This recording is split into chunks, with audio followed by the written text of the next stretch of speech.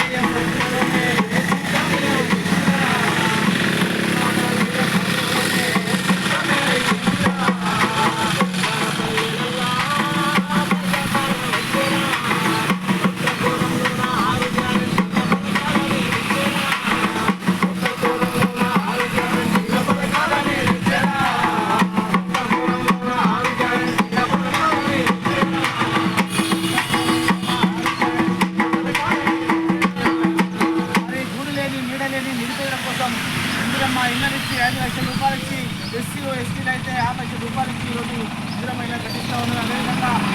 మరి current bill ఇబ్బంది కూడా ఆర్టీసీ బస్సులో ఉచితంగా